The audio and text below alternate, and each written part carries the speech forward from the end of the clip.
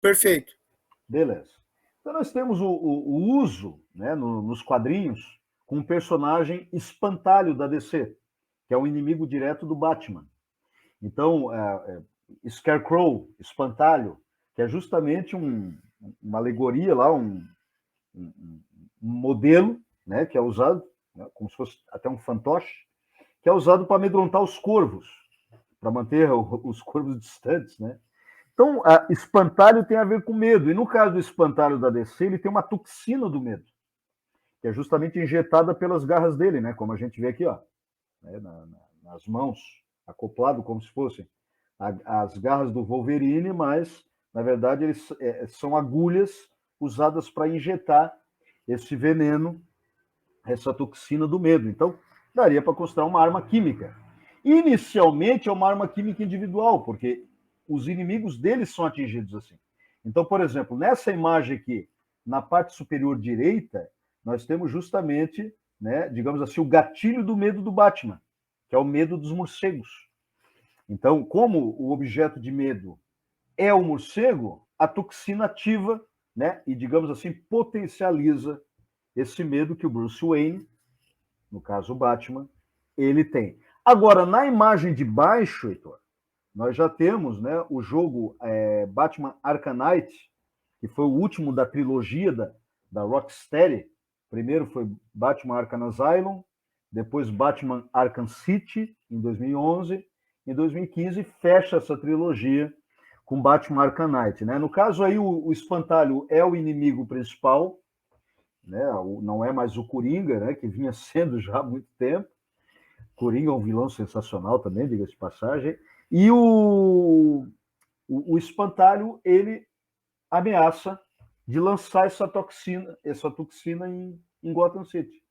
Então, há uma evacuação em massa por causa disso. E ele, de fato, ele faz isso. Ele libera essa toxina, né? Então, acho que nesse caso, Heitor, dá para a gente considerar como uma arma química. Né? Obviamente, contemporânea, ligado a um fato mais recente, mas uma arma química também. Nesse caso aqui, essas imagens que estão aparecendo agora, elas já são armas químicas em diferentes momentos da história.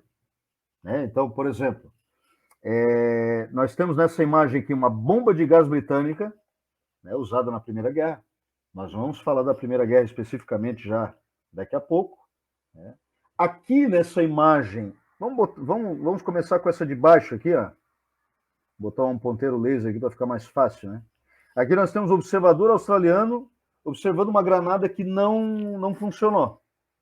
Então dá para ver que ele está aqui com essa máscara. Eu acho que essas máscaras, depois você especifica para nós, elas têm um certo padrão, né?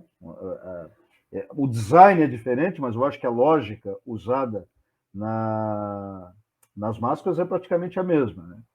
Aqui nós temos Forças Especiais do Japão, né, na Batalha de Xangai, de 1937, que foi o momento em que houve um conflito muito grande entre o Japão e a China, que eram inimigos mortais. Aliás, o próprio Japão invadiu a China várias vezes. Né? Essas hostilidades entre Japão e China não cessaram ainda, porque houve uma ameaça há umas 2, 3 semanas atrás, em que o Xi Jinping, que é o governante, né, o ditador ligado ao Partido Comunista Chinês, ameaçou o Japão de lançar bombas atômicas no Japão, que nem aconteceu em agosto de 1945, né, em Hiroshima, no dia 6 de agosto, e Nagasaki, no dia 9 de agosto de 1945, ameaçando lançar bombas atômicas caso o Japão interferisse geopoliticamente e diplomaticamente nas relações entre China e Taiwan. Então, quer dizer, essas hostilidades elas não cessaram. Há uma tensão entre os dois países ainda, e essa tensão é histórica. E aqui embaixo, Heitor, nós temos um veículo de descontaminação. Na Segunda Guerra Mundial, é verdade, não é nosso tema diretamente, mas foi um momento em que havia uma apreensão por parte dos britânicos de que os alemães invadissem a Grã-Bretanha, mais especificamente a Inglaterra, e que eventualmente levassem armas químicas nessa guerra. nessa invasão ou nesse ataque. Então, há um veículo ali de descontaminação. Essa questão da descontaminação, você pode até falar um pouquinho, de repente, fazer uma abordagem aqui. Só deixa eu comentar um detalhezinho. Eu estava pesquisando sobre armas químicas e cheguei na informação que tem 2 armas químicas que ainda são muito utilizadas, até atualmente. Uma delas, talvez mais conhecida, que é o gás lacrimogêneo, né, que, de certa maneira, tem efeito nos sentidos, né, inclusive o nome lágrima, né, derivado do latim, que significa lágrimas, né, atinge acho que tem efeito cutâneo, acho que o nome é esse, depois você pode especificar, mas atinge o olho provoca irritação, uma série de efeitos ligados ao olfato também, enfim.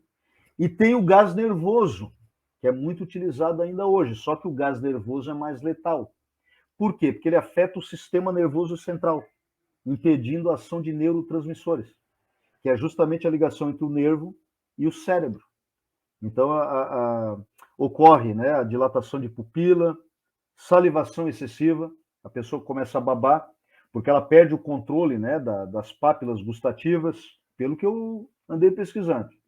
A pessoa não consegue mais ter controle sobre a evacuação, né, a excreção, né, no caso, tanto o xixi quanto o cocô, a pessoa não tem mais o controle do intestino nem do rim, então ela faz xixi, por exemplo, involuntariamente, sem saber que está fazendo, e também ocorre a parada cardíaca, justamente porque os músculos ali do coração param de funcionar, não há mais essa ligação, né, relacionado aí ao gás nervoso. Eu achei interessante, cara, essas informações, né? Mas, Heitor, sobre a questão desse veículo aí de descontaminação, tu tens mais ou menos noção para que servia ou como funcionava? Provavelmente deveria existir vários equipamentos de descontaminação, né? Eles foram, de certo, melhorando e tal, né? Então, esse é um veículo onde ali a gente vê que tem ali um tanque, né? É um caminhãozinho tanque, e ali deve ter um produto lá dentro. E com certeza, porque a premissa básica de qualquer descontaminação, até inclusive em questão de despoluição, né? Trabalho de despoluição, na questão ambiental, é você aplicar uma substância que ela vai ser tipo um antídoto, ela vai neutralizar a ação do princípio ativo daquela substância química, né?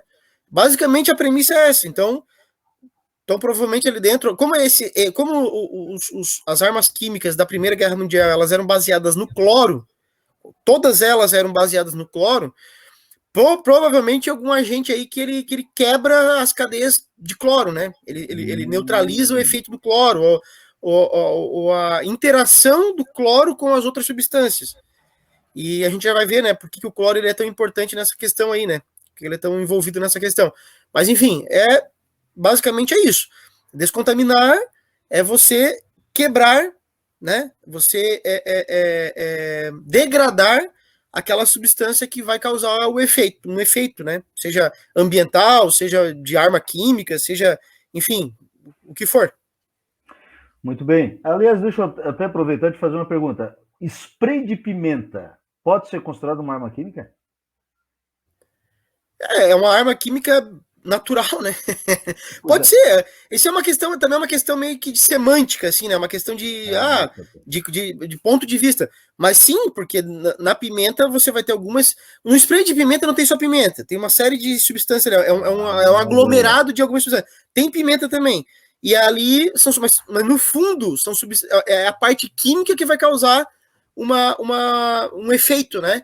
Então eu considero que sim, mas enfim, é uma questão mais de ponto de vista.